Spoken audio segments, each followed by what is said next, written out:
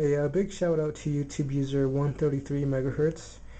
I found your channel very interesting because you like televisions, and although I've been into electronics since I was a kid, I just recently got into television circuits, and I found them to be a lot of fun. And secondly, because you're from Latin America, and I think it's very cool to see more people from Latin America doing electronics videos. This is the Philips Danubio television I was talking to you about in the comments. It's a black and white television set. I'd say early 70s. VHF only. This is the back of the TV. You can see the picture tube, which is made by Cinescopios Azteca. I'm pretty sure that company is no longer around, and I'm not sure if that's a replacement picture tube or rebuilt, or maybe that's what Philips used since the factory. You can see the tuner over there, the speaker, and the chassis which swings down. I think they used that swing down chassis to keep the television very slim for its time anyway. It looks very cool. Problem is I'm not getting any power. And the power supply section, which is here, does rectify and produce power, but it's not getting anywhere else. The only problem I found so far was a bad 18 ohm resistor which got charred up and went open. And I've also got two transistors here which are good, but I'm not trusting the replacements because these show signs of being replaced before, and I don't trust the replacement they used for this one. I think it might be too low of a rating. You can see the power regulation transistor over here. It's a linear power supply without a transformer. And so far I'm going around checking all the capacitors and diodes and anything for obvious shorts, and so far so good. The only problem is that resistor, but because that resistor was burned out that way, I'm afraid that maybe the flyback transformer may be shorted out, and that's what caused that transistor to burn up. Horizontal output transistor has been removed and tests okay, but I'm going to replace it anyway. I've still got more stuff to check out here, like the safety capacitor and the damper diode, stuff like that. Yeah, but so far so good, and we'll have to see what happens. I really want to get this thing going because I think it looks very retro and very cool, and I think it will look awesome in my room. So this is my temporary, very humble, very dirty, and very messy workshop. Um, the thing is that I moved, and until I get all my old equipment and my old workbench, I'm gonna have to settle for this disaster of a workshop. But you know, us geeks have to keep doing our thing no matter what the conditions. These are two televisions that I'm fixing for people, and this is my latest repair, which was for my uncle. It's a tiny 12-volt portable television, black and white, with radio, that my uncle uses in his store. And this thing was basically destined to go in the garbage, but I took up the challenge anyway. Um, I'm powering it off my modified computer power supply, which I'm having issues with because it only provides about 10 volts.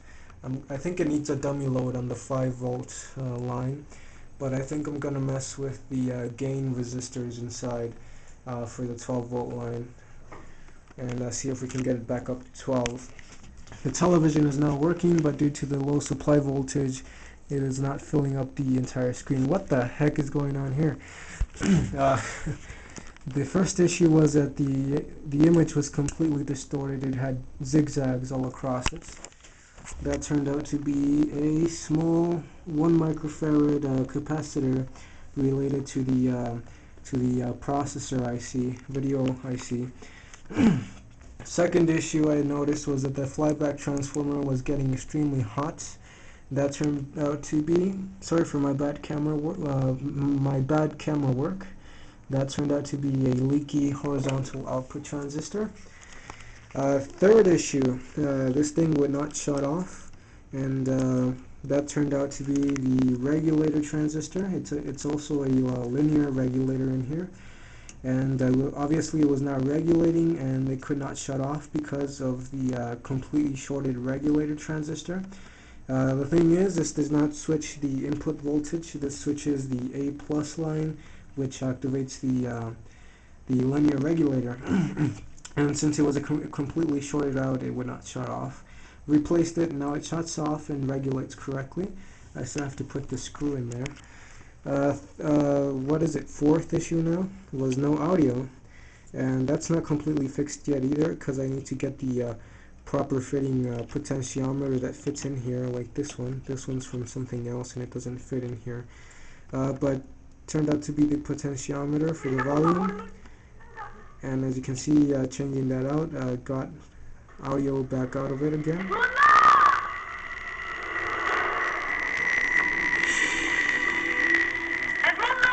And so tomorrow I'm going to be going to get the proper size potentiometer.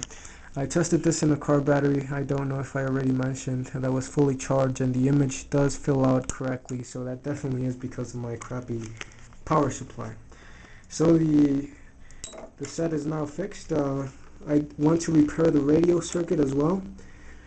Problem is the radio does not work, and I noticed that this is the little regulator circuit for the radio, and I noticed the transistor here was getting very hot.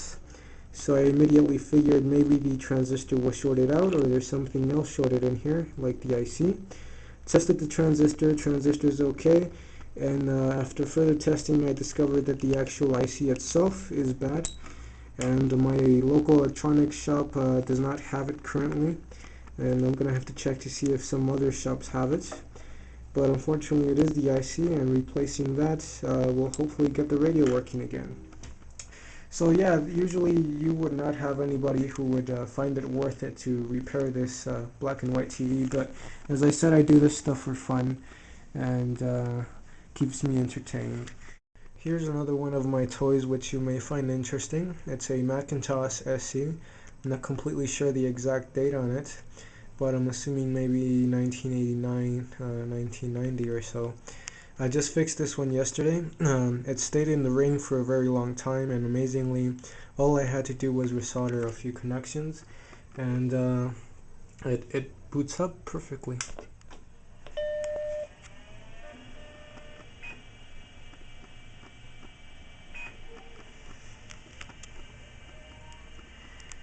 Once it boots up, you'll actually see that there's still some files from the previous owner left in the hard drive. I love the sound of those old hard drives.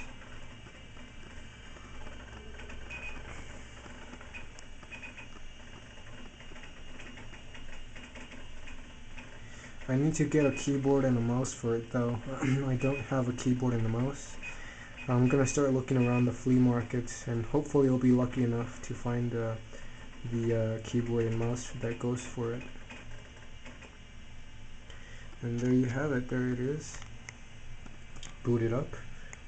This is another project that I'm working on. It's a classic 1980s ghetto blaster. It actually does work, but I need a cassette motor for it. And these are actually worth quite a few dollars if you find the right buyer and if you have it in the right condition. Cosmetically it's perfect except for one missing little thingy there for the equalizer. Yeah, but that's most of all there is of interest currently in my workshop. Here's a nice vintage receiver and an old black and white TV that unfortunately, when this thing fell off the top shelf, it broke the neck. I'm gonna have to see if I can get lucky enough to find a new picture tube. It's a shame because I had it working too, except for a power regulation issue. But yeah, I had done a lot of work to it and I ended up breaking it, so that's a shame. But thank you for watching. I hope I didn't bore you too much. And yeah, shout out to you. Keep up the good work, my friend.